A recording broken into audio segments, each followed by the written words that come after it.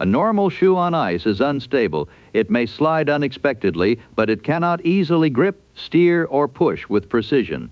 An ice skate solves this with a narrow steel blade. The blade does two jobs that seem contradictory. It reduces resistance while gliding forward, and it provides enough sideways grip to accelerate, turn, and stop. A skate blade is not a knife with one razor edge. Its bottom is usually ground with a shallow groove, creating two edges.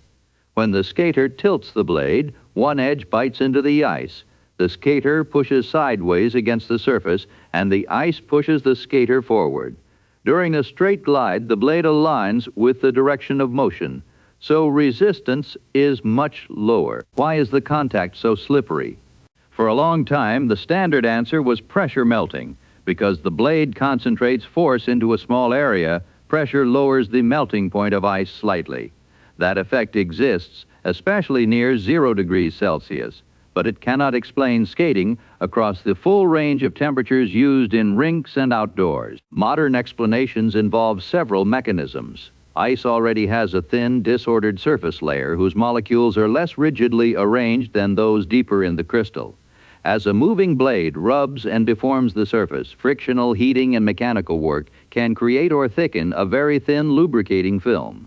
Pressure can contribute under suitable conditions. The relative importance of these effects changes with temperature, speed, blade shape, and load. The result is a microscopic layer that reduces shear resistance between steel and ice. The blade can glide over this layer while still cutting a shallow track.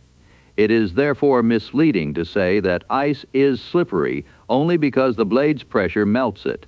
The surface structure of ice, frictional heating, pressure, and plowing through the ice all belong to the full picture. The source story also points to a classic experiment associated with Michael Faraday.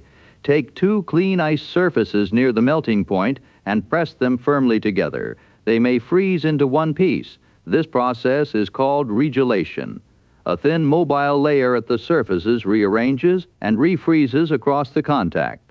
The experiment is easier under appropriate temperature and surface conditions, so it should be treated as a controlled demonstration, not a guaranteed kitchen trick.